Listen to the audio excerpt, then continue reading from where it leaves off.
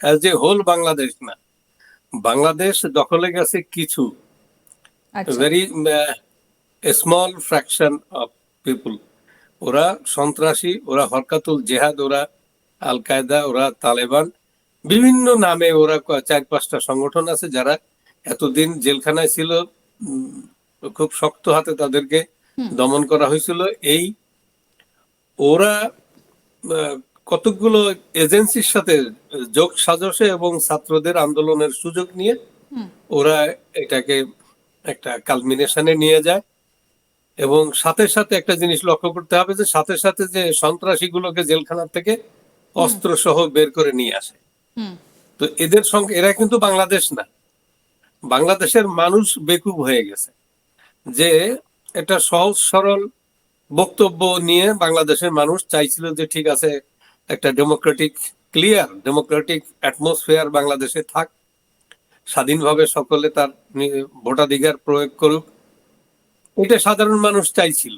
তো এখানে ভোটাধিকার প্রয়োগ করা না করতে না দেওয়া, এখানে কিন্তু ডিবেট আছে। যেমন নির্বাচনে যে বড় দলগুলোকে আসতে বলা হয়েছে তারা আসে নাই। যেমন কেউ যদি নির্বাচনে না আসে তাহলে হয় কি, নির্বাচন কমিশন গুলোও বলছে যে না আমরা কি জোর করে আনবো নাকি। তো যাই হোক, এটাও ছিল ডেলিভারেট যে নির্বাচনে না আসা, হুম। তারপরে এই প্রেজেন্ট গভর্নমেন্টকে অকেজো করে দেওয়া। তো আচ্ছা। সেই বিষয়টা সেই এই নানান কিছু সমস্যা ছিল, এইগুলোর সুযোগ নিয়ে একটা সস্তা স্লোগান দিয়ে একটা স্টেবল গভর্নমেন্টকে উৎখাত করার পরে এই ক্ষুদ্র একটা ফ্র্যাকশন এরা, এদের আহ, যোগাযোগ তো সব দিকেই আছে আমরা জানি। পাকিস্তান তো এখন না, অনেক আগের থেকেই লেগে আছে এর পিছনে। তো এখন এদের কে টুল হিসেবে কাজ করতেছে। তো এরাও মনে করছে যে পাকিস্তান আছে, নিউক্লিয়ার ওয়েপন্স আছে, ভারতের বিরুদ্ধে এদের নিজস্ব সবাই একটা ক্যালকুলেশন থাকে যে আমরা কি করতেছি। এদেরও ক্যালকুলেশন যে পাকিস্তানেরও তো নিউক্লিয়ার বম আছে, অথবা পাকিস্তানের যেভাবে অ্যাগ্রেসিভলি হুম। নৈতিকতা বিবর্জিত ও সংযোগ করে, যে হুম। সংযোগটা ভারত কখনো গণতন্ত্রের বাইরে গিয়ে কোনো গোষ্ঠীকে এখানে কোনোদিন এই 54 বছরের ইতিহাসে ভারতে কাজ করেনি। কোনো গোষ্ঠী বা কোনো দলকে যারা আনলফুল কাজের সাথে জড়িত এদের কাউকে কখনো সমর্থন দেয়নি। একেবারে নির্বাচিত সাধারণ মানুষের দ্বারা পরিচালিত এবং তাদের প্রতিনিধিদের দ্বারা গঠিত সরকার এবং কিন্তু বিরোধী দল এবারে এদের কি সাথে পাকিস্তানের তরফ থেকে বাংলাদেশের ডেমোগ্রাফি পরিবর্তনের জন্য একটা প্রেশারাইজ করা হচ্ছে, একটা চাপ দেওয়া হচ্ছে? পাকিস্তান করছে না এমন কোনো কাজ নেই। ওরা দে হ্যাভ গন ম্যাড। এরা কোনো সুস্থ রাজনীতি করে না, তো তাদের দেশে নিজের ভিতরেও সুস্থ কেউ কিছু করে না। আপনারা সারা পৃথিবী জানে যে ওদের দেশে কিছুদিন আগে কি ঘটলো। হুম। তো যাই হোক, ওদের দেশটা কিন্তু ওরা চালায় না, ওরা চালায় বাইরের লোকেরা, ওদের আর্মিকে ইনফ্লুয়েন্স করে ওদের দিয়ে কাজ করায়। আর্মি যা বলে ওদের বিচারকরা তাই বলে, ওদের সব পার্টিগুলো তাই বলে। দুই একটা পপুলার পার্টি একটা দুইটা থাকলে সেটা ওই বিভিন্ন চাপে, চতুর্মুখী চাপে ওটা নষ্ট হয়ে যায়। তো অনুরূপ ভাবে তোরা তো ওদের জন্ম থেকে ওরা তো কোনোদিন গণতন্ত্র প্র্যাকটিস করে নাই।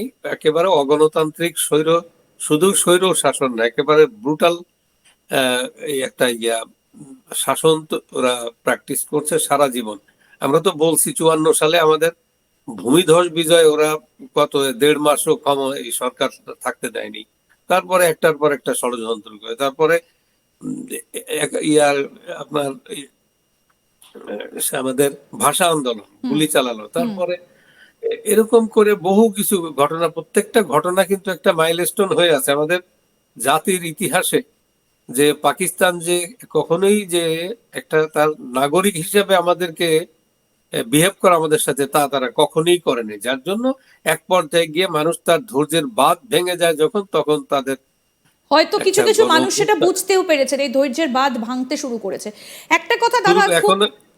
দাদা একটা প্রশ্ন আপনার কাছে করব। আপনি বাংলাদেশে দীর্ঘদিন সাংবাদিকতা করেছেন, আপনাদের নানা সূত্র রয়েছে।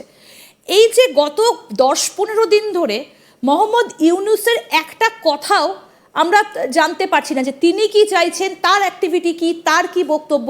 আপনারা কিছু শুনতে পাচ্ছেন কি, নাকি একেবারে অন্তরালে থেকে না, তিনি কাজ আমরা চালিয়ে যাচ্ছেন? আমরা আমরা শুনতে পাইনি, আমরা বুঝতে পারছি। ইভেন অফিসিয়ালি এখন যে প্রধান বিরোধী দল বিএনপি, তারাও খুব ইয়ার ভিতরে, এই একটা অনিশ্চিতকর অবস্থার ভিতরে আছে, তারা কিছু বুঝতে পারছে না।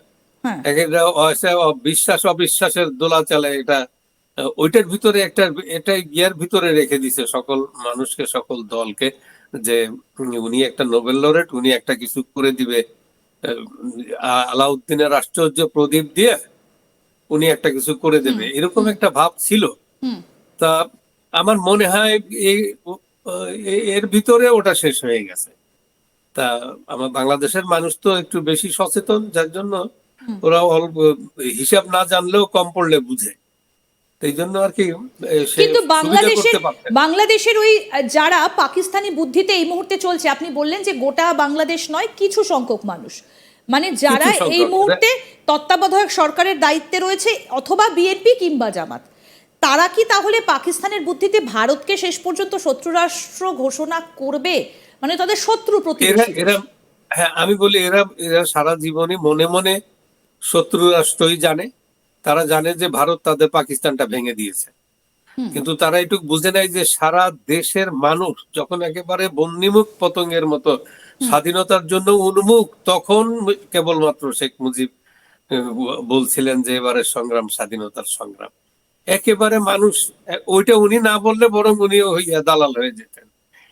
এত মানে মানুষের, সারা দেশের মানুষের একটা চাহিদা ছিল। তো সে এটাকে এরা ইগনোর করতে চায়। তো এরা তো, এদের তো যারা মেন্টর, এদের যে পশ্চিম পাকিস্তানি, ওরা তারা তো সব কিছুকেই, কোনো কিছুকেই কখনো জনগণের রায়কে এরা পাত্তা দেয়নি, কখনো না। পাকিস্তানের ইতিহাসে জনগণের রায়কে তাহলে এবার কি মেনে করবে? নেওয়া হয়। এবার করবে যেমন ৭১-এ যা হয়েছিল, ওইভাবে জনগণ তার অধিকার ছিনিয়ে নেবে। এটা একদম আমি দৃঢ় বিশ্বাস আমার, যে এই অবস্থা যেটা চলছে, ইউনূস নিজেই এখন অলরেডি তাকে, তার কিছু পোষ্য লোক আছে এনজিও, তারা ছাড়া অধিকাংশ লোকই ইউনূসকে এখন যাচ্ছে তাই ভাষায় গালি দিচ্ছে। এবং তার তার যতটা যা ছিল, এটা ভালোই হয়েছে। এটা তাকে, যে যাকে কখনো দেখিনি সে বড় সুন্দরী, আর যার হাতের রান্না খাই নাই সে বড় রাঁধুনি, বিষয়টা এরকম।